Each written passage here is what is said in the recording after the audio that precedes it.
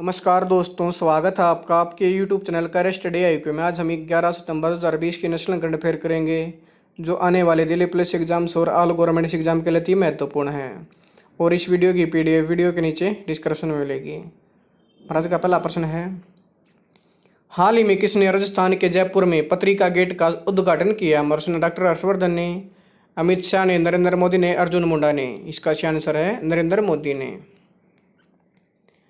प्रधानमंत्री नरेंद्र मोदी ने video conference के माध्यम से राजस्थान के जयपुर में पत्रिका गेट का उद्घाटन किया है। पत्रिका गेट का निर्माण जयपुर के जवाहरलाल नेहरू मार्ग के पत्रिका समाचार समूह द्वारा किया गया है।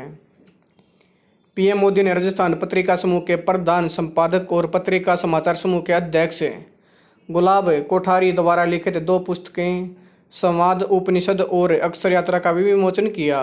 पत्रिका गेट के बारे में, पत्रिका गेट एक स्मारक है जो राजस्थान की सांस्कृतिक विरासत और स्थापत्य शैली को दर्शाता है। यह स्मारक एक संरचना में राजस्थान की कला, शिल्प और सांस्कृतिक विरासत को एकीकृत करने का एक प्रयास है। पत्रिका गेट के डिजाइन में राजस्थान के सभी हिस्सों की संस्कृति, जीवन शैली और वास्तुकला शामिल है, जो श्रीगंगानगर से बांसवाड़ा तक और जैसलमेर से भरतपुर तक है। यह जयपुर का दक्षिणी द्वार है। राजस्थान के मुख्यमंत्री हैं अशोक गहलोत और इसके राज्यपाल हैं कलराज मिश्र। और राजस्थान के यूनेस्को स्थल हैं जंतर मंतर, राजस्थान के पहाड़ी किले। हमारा अगला प्रश्न है, हाल ही में अंतर्राष्ट्रीय साक्षरता दिवस कब बनाया गया है? प्रश्न 8 सितंबर, 9 सितंबर, 10 सितंबर, 11 सितंबर। इसका सही आंसर है 8 सितंबर को। प्रत्येक वर्ष 8 सितंबर को विश्व स्तर पर अंतर्राष्ट्रीय साक्षरता दिवस मनाया जाता है। यह दिन व्यक्तियों, समुदायों और समाजों के लिए साक्षरता के महत्व और अधिक साक्षर समाजों के लिए गहन प्रयासों की आवश्यकता के बारे में जागरूकता फैलाने के लिए बनाया जाता है। अंतर्राष्ट्रीय साक्षरता दिवस 2020 का विषय, अंतर्राष्ट्रीय साक्षरता दिवस 2020 का विषय विशेष रूप से literacy, teaching and learning in the covid crisis and beyond में शिक्षकों की भूमिका और शिक्षण शिक्षा की भूमिका पर केंद्रित है। यह विषय जीवन भर सीखने के परिप्रेक्ष्य में साक्षरता सीखने पर प्रकाश डालता है और इस तरह यह मुख्य रूप से युवाओं और वयस्कों पर ध्यान केंद्रित है।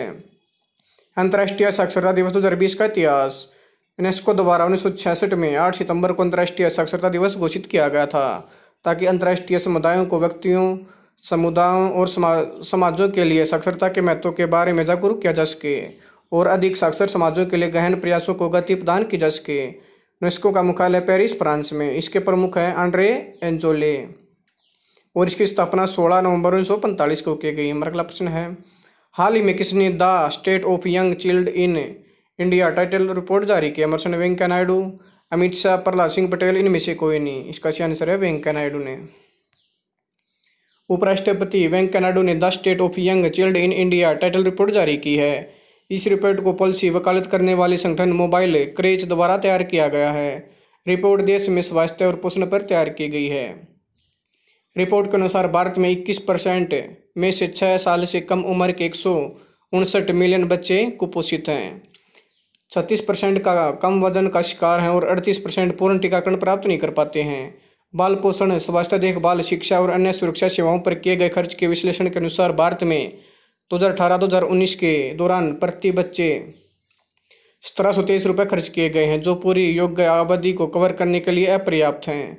इसके अलावा रिपोर्ट में यंग चाइल्ड आउटकम इंडेक्स के आधार पर सर्वश्रेष्ठ प्रदर्शन करने वाले राज्यों और सबसे खराब प्रदर्शन करने वाले राज्यों की सूची भी जारी की गई है।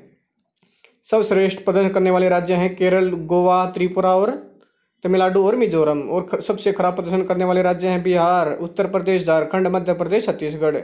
यंग चाइल्ड आउटकम इंडेक्स में प्राथमिक विद्यालय स्तर पर बालकों की उपस्थिति, शिशु मृत्यु दर, स्टैटिंग जैसे संकेतकों की मदद से स्वास्थ्य, पोषण और ज्ञान संबंधी विकास को मापा गया है।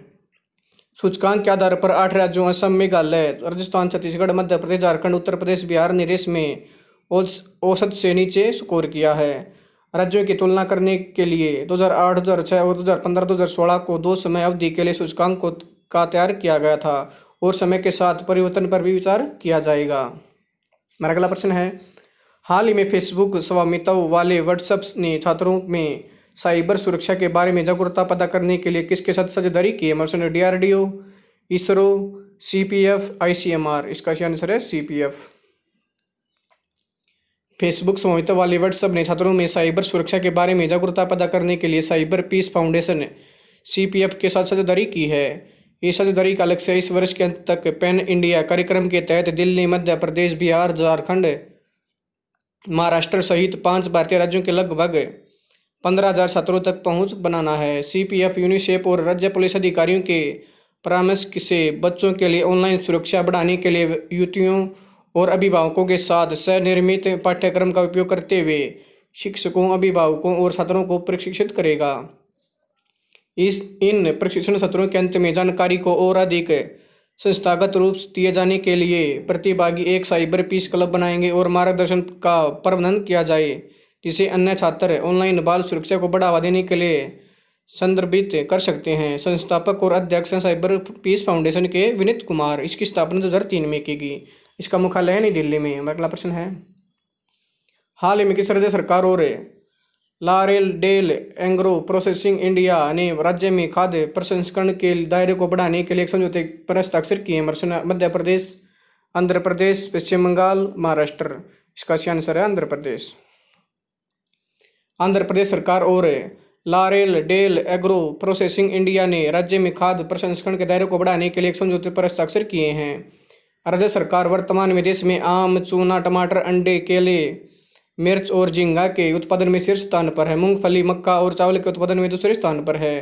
LEAF ने खाद्य प्रसंस्करण पर विशेष ध्यान देने के साथ सीमांत किसानों के आय को बढ़ावा देने के लिए आंध्र प्रदेश सरकार के उद्योग विभाग और वाणिज्य विभाग के अंतर्गत आने वाले आंध्र प्रदेश खाद्य प्रसंस्करण सोसाइटी तंडेपल्ली गुंटूर के साथ एक समझौता किया है। एकीकृत खाद्य पार्क योजना की यह पहल किसानों के लिए उच्च आय सुनिश्चित करने की दिशा में एक और पहल है। आंध्र प्रदेश के मुख्यमंत्री हैं YS जगनमोहन रेड्डी। इसके राज्यपाल हैं विश्वभूषण हरिचंदन। अगला प्रश्न है, हाल ही में फिल्म निर्माता जॉनी बख्शी का निधन कितने वर्ष की आयु में हो गया? 83 वर्ष, 85 वर्ष, 88 वर्ष, 90 वर्ष। इसका सही आंसर है 83 वर्ष।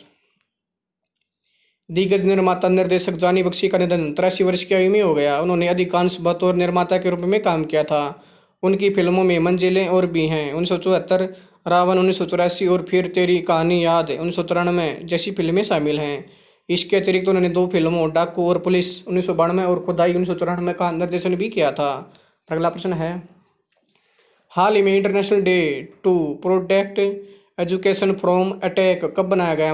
9 सितंबर, 10 सितंबर, 11 सितंबर, इनमें से कोई नहीं। इसका सही आंसर है 9 सितंबर को। इस साल 9 सितंबर को विश्व स्तर पर international day to protect education for attack यानी शिक्षा को हमले से बचाने का अंतर्राष्ट्रीय दिवस मनाया जाएगा। वर्ष 2020 में पहली बार शिक्षा को हमले से बचाने का अंतर्राष्ट्रीय दिवस मनाया जा रहा है। यह दिन 35 संकटग्रस्त देशों में रहने वाले 75 मिलियन 3 से 18 साल के बच्चों की दुर्दशा और उनकी शैक्षिक सहायता की तत्काल आवश्यकता पर ध्यान आकर्षित करने के लिए बनाया जाता है। यह इन बच्चों पर निरंतर हिंसा के प्रभावों और शिक्षा तक पहुंच की उनकी अक्षमता पर चिंता व्यक्त करता है, जिसके चलते उन शिक्षार्थियों की आवश्यकता की ओर विशेष ध्यान देने की आवश्यकता है जिनके प्रतिष्ठान कोविड-19 महामारी के कारण अस्थायी रूप से बंद पड़े हैं। इसका इतिहास, इस दिन की शुरुआत संयुक्त राष्ट्र महासभा के एक सर्वसम्मत निर्णय द्वारा की गई थी, जिसमें संघर्ष से प्रभावित देशों में रहने वाले लाखों बच्चों की दुर्दशा के बारे में जागरूकता बढ़ाने के लिए यूनेस्को और यूनिसेफ का आह्वान किया गया था। इस दिन मनाए जाने का प्रस्ताव कतर द्वारा प्रस्तुत किया गया था और जो 62 देशों द्वारा सह प्रायोजित था।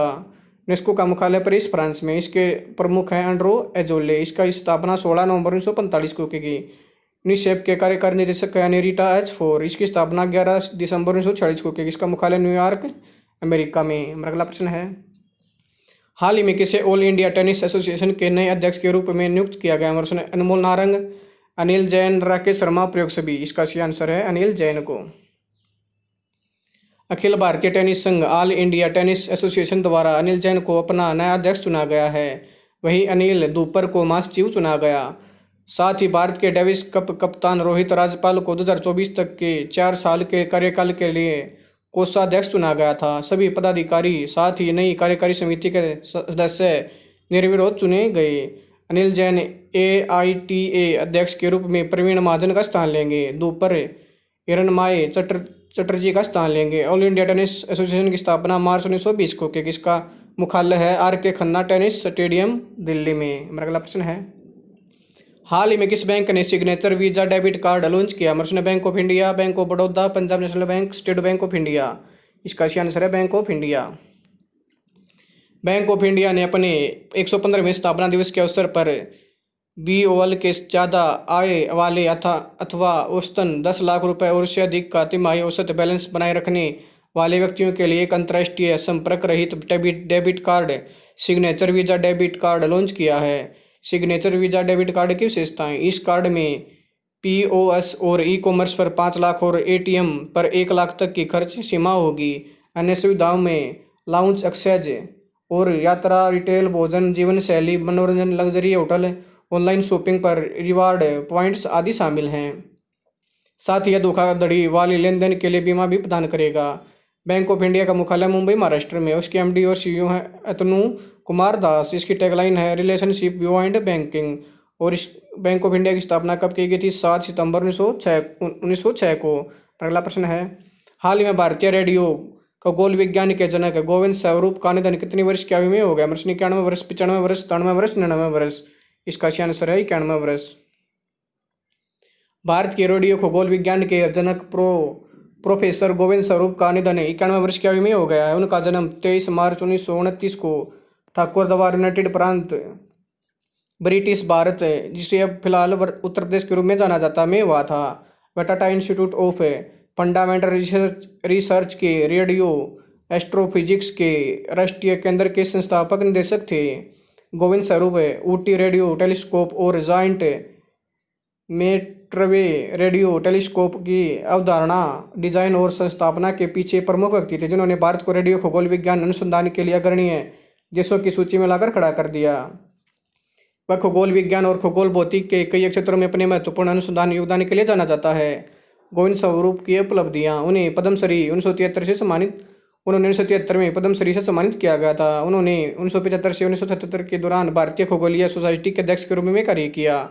उनके नेतृत्व में Tata institute of fundamental research में रेडियो एस्ट्रोफिजिक्स के सबसे मजबूत समूह का गठन किया गया था, जो दुनिया में सबसे अच्छा समूह माना जाता है। इसके अलावा उन्हें विज्ञान और प्रौद्योगिकी 1972 के लिए शांति स्वरूप भटनागर पुरस्कार, भौतिकी में TWAS पुरस्कार 1988 में, HK फिरोदिया पुरस्कार 2001 में और ग्रोट रैबर मेडल 2007 सहित अन्य कई पुरस्कारों से सम्मानित किया जा चुका है। वह प्राकृतिक ज्ञान में सुधार के लिए रॉयल सोसाइटी ऑफ लंदन के फेलो होने के अलावा अन्य कई संस्थानों के सदस्य भी थे। दोस्तों, अगर आपको यह वीडियो पसंद है तो आप मेरे YouTube चैनल कर स्टडी को लाइक करें, इस चैनल को सब्सक्राइब करें, इसके बेल आइकन को दबा दें ताकि आने वाली हर एक वीडियो का नोटिफिकेशन आपको टाइम पे मिलता रहे। धन्यवाद दोस्तों।